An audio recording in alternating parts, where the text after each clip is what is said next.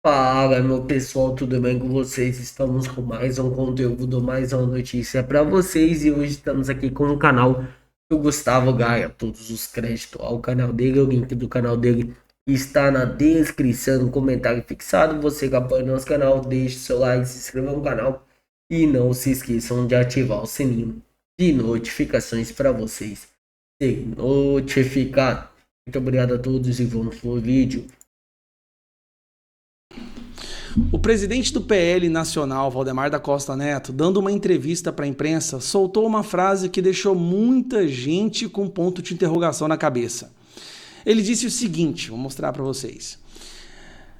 Caso Bolsonaro pode ter reviravolta em 20 dias, diz Gilmar. Em cumprimento de uma agenda em Brasília, o líder da sigla afirmou que a decisão cabe apenas ao Supremo Tribunal Federal. O que é essa reviravolta que o Valdemar se refere? Aqui eu quero explicar para vocês. Afinal de contas, a esperança é a última que morre. Quando você tem um julgamento no STF e é dada uma decisão, você tem o direito a uma revisão criminal. Se o julgamento aconteceu na turma X, a revisão criminal vai ser na turma Y ou no plenário. Sabe quem é o relator da revisão criminal do Bolsonaro? É o Cássio Nunes.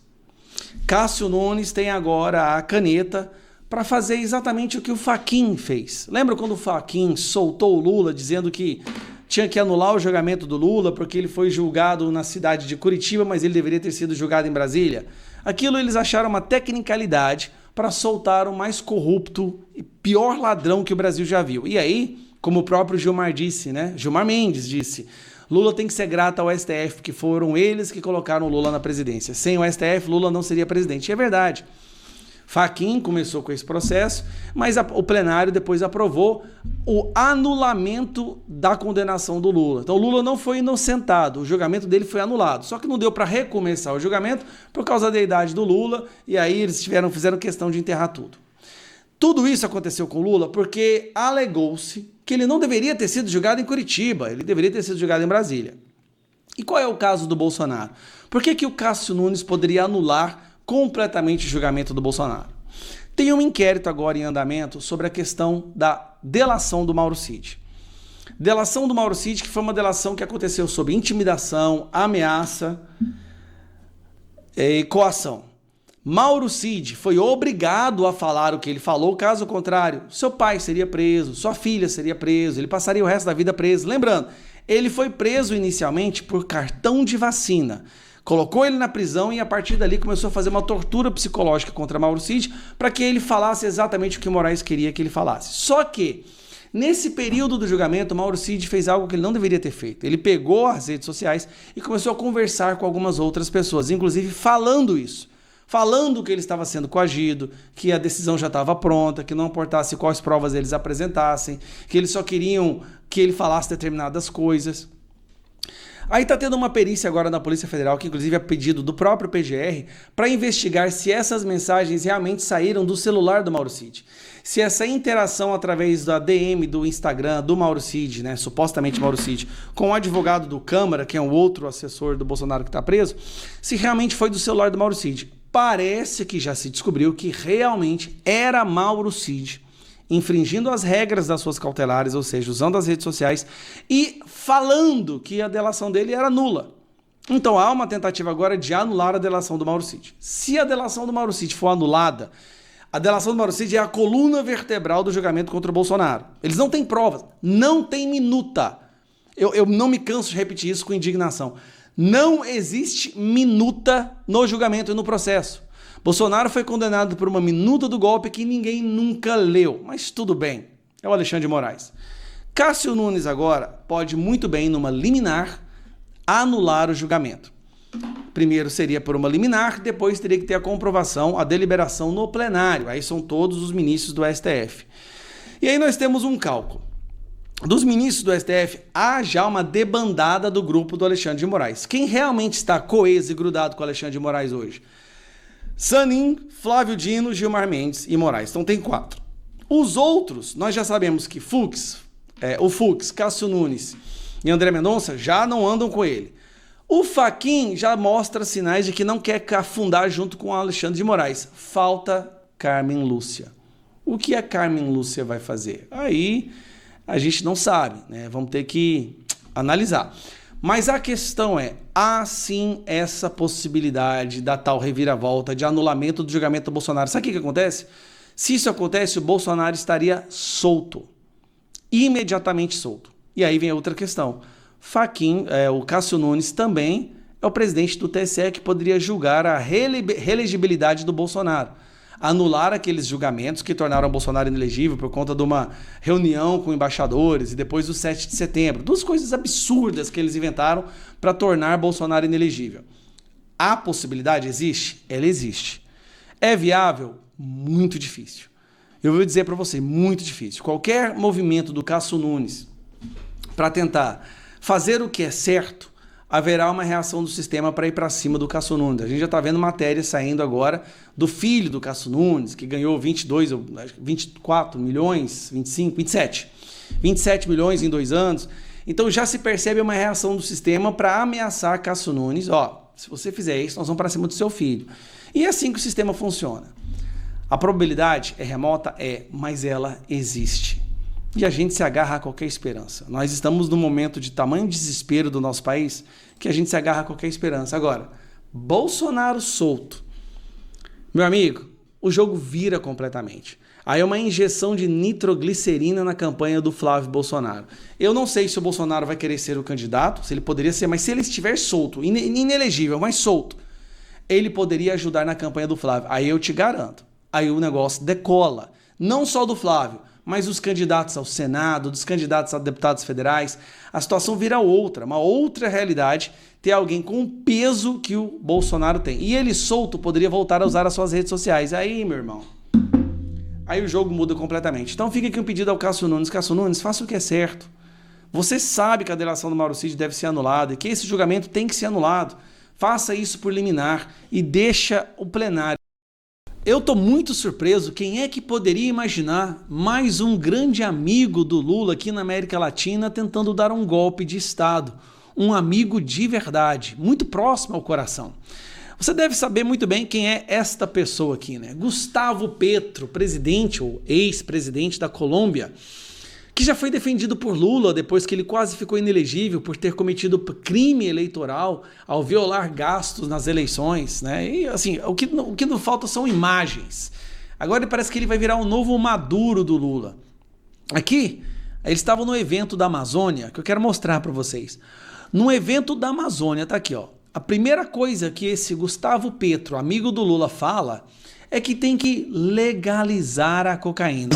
Amanhã, se a cocaína fosse legalizada no mundo, não haveria essa destruição da selva amazônica. Ele está no palco do lado do Lula. Esse é um tema de discussão. A América Latina também deveria discutir sem temor, sem constrangimento, sem vergonha de discutir, porque é como se nós fôssemos criminosos e estamos agachando a cabeça para uma política feita em Nova York, uma política fracassada. Ele está falando isso do lado do Lula, nesse evento aí da cooperação dos 9 países amazônicos. Ele foi na ONU falar que o uísque faz mais mal que cocaína. Ele é um cocainômano, tá? Isso tem vídeos dele mexendo com um negocinho lá e virou presidente da Colômbia. Esquerda radical, amicíssimo do Lula. Uma das falas que também viralizou em relação ao Gustavo Petro recentemente foi essa aqui. Olha a legenda. Livre hace lo que se le dé la gana con sus clitoris y con su cerebro. De novo, presta atenção. Una mujer libre hace lo que se le dé la gana con sus clitoris y con su cerebro. E se sabe acompassá-lo, pues será uma grande mulher. Se a mulher souber combinar seu clítoris com seu cérebro, ela será uma grande mulher. Imagine alguém da direita falando isso aqui. Tá, mas por que eu estou trazendo esta matéria especificamente? Teve uma eleição recentemente na Colômbia e o candidato do Gustavo Petro perdeu. Qual foi a reação democrática dele? Petro diz que não reconhece presidente eleito da Colômbia e convoca manifestações. Ele está convocando a população para dar um golpe de Estado. Atual líder afirma que aceita a vitória de acordo com a decisão do povo colombiano, de seu aliado Iván Cepeda, que é um filósofo também que ele colocou como candidato dele, é a Dilma dele, tá? Senador foi derrotado em eleição transparente e bem organizada de acordo com a União Europeia no final de junho. Um dia após convocar manifestações pela defesa das reformas sociais de seu governo, Gustavo Petro afirmou nesta segunda-feira não reconhecer a vitória de Abelardo de la Espriella, que recebeu as credenciais de presidente eleito da Colômbia no final de junho. Então assim, teve eleição, o Petro perdeu, esse cara aqui ganhou, trazido para você aqui, ó. Esse cara aqui, propagandazinha de sofá miserável, esse cara aqui ganhou, ele é um cara da direita, e aí o Petro tá fazendo, sabe o quê? Aquilo que acusavam o Bolsonaro. O Bolsonaro em nenhum momento chamou o povo para ir para as ruas. Em nenhum momento ele disse que não aceita o resultado das eleições. Pois o Petro, amigo do Lula, o cara da democracia, chama o povo para as ruas para fazer uma revolta popular e impedir que o candidato da direita assuma. E aí ele falou: presidente eleito da Colômbia acusa Petro de querer dar golpe de Estado e pede que o exército desobedeça ordens do governo. Abelardo de la Espriella convocou as Forças Armadas colombianas para proteger a democracia. Mais cedo, nessa terça, ele suspendeu transição de poder com o governo de Gustavo Petro, que questionou legitimidade do pleito. Então, assim, eles perderam e agora não querem aceitar que perderam. E aí a esquerda democrática está dando um golpe de Estado. Isso que está acontecendo na Colômbia é um golpe de Estado.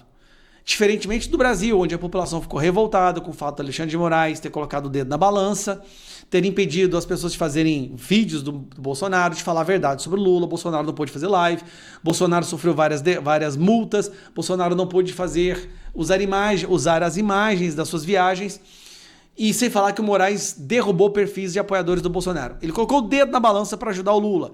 Isso deixou o povo revoltado, e o povo foi para as ruas e realmente revoltado. Bolsonaro não chamou o povo para as ruas, não teve um chamamento do povo nas ruas, e Bolsonaro não mandou o exército agir. O Petro está fazendo isso. O Petro, o narcoditador da Colômbia, está fazendo isso. E aí, Lula? Seu colega está tentando dar um golpe de Estado e não aceitar as eleições. Até agora o Lula não falou nada. Eu estou impressionado com o silêncio do Itamaraty, o silêncio do governo Lula diante de um golpe de Estado que está sendo dado no vizinho da América Latina, e o Lula finge que não é com ele.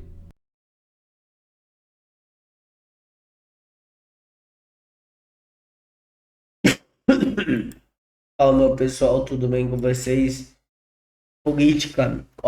Trump pede que a corte de todo e qualquer comércio como a Espanha, incluindo visitas, não pague nem com eles.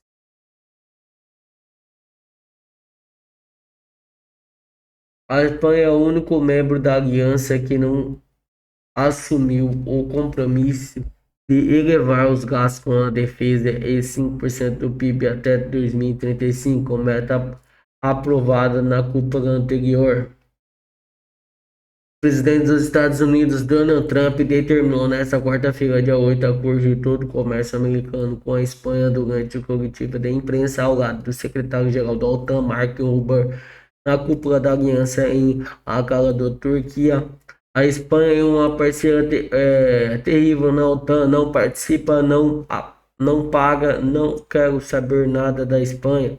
Cortem tudo o comércio com a Espanha, toda, por favor, incluindo as visitas, disse Trump. Não fale nem com eles.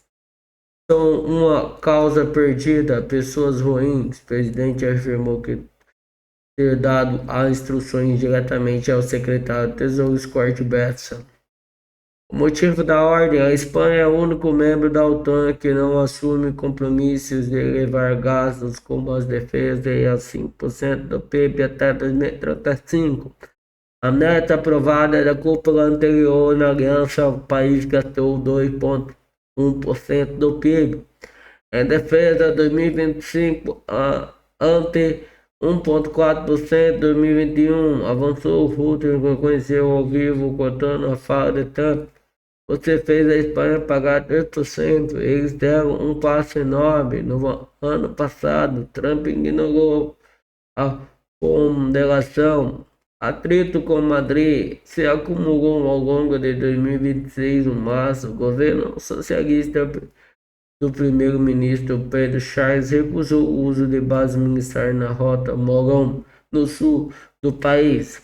A operação americana contra o Irã fechou espaço aéreo espanhol para aviões dos Estados Unidos envolvidos na guerra. Charles classificou a ofensiva como intervenção militar injustificada e fora do direito internacional.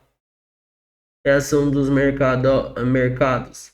Os títulos espanhóis que já operavam em queda antes da coletiva aceleraram o recuo a declarações de Trump. O rendimento do bônus espanhol de 10 anos subiu 7 pontos em base para 3,59%. O índice do IBEX 35 aprofundou as perdas acumuladas, queda superior de 1% na sessão.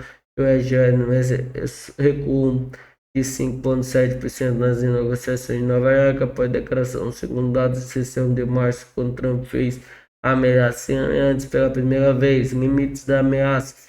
A capacidade de Trump de interpretar a corte comercial de forma unilateral, judicialmente contestada. A Suprema Corte dos Estados Unidos anulou a decisão anterior e o uso do presidente fazia o poder executivo para impor tarifas arbitrárias a outros países. Além disso, o comércio dos Estados Unidos e Espanha é recrutado pelo acordo bilateral entre Washington e a União Europeia, o que significa que as sanções contra Madrid podem desencadear uma resposta coletiva de Bruxelas. O chanceler alemão Friedrich, que havia reunido com Trump na Casa Branca em março, já havia lembrado ao presidente de acordos tarifários não negociados em bloco europeu, contudo não como cada país individualmente. O governo espanhol, por sua vez, minimizou a declaração. Espanha é uma potência importadora. A União Europeia, um parceiro comercial confiável para 195 países do mundo, entre os Estados Unidos, disse o Ministério em Relações Exteriores. Trump não anunciou prazo nem detalhou os mecanismos pelos quais executaria a corte. A declaração em Ankara é a segunda consecutiva em 2026. O presidente americano ameaçou suspender o comércio com a Espanha no início do ano, sem nenhuma medida concreta tenha sido implementada desde a primeira ameaça de março.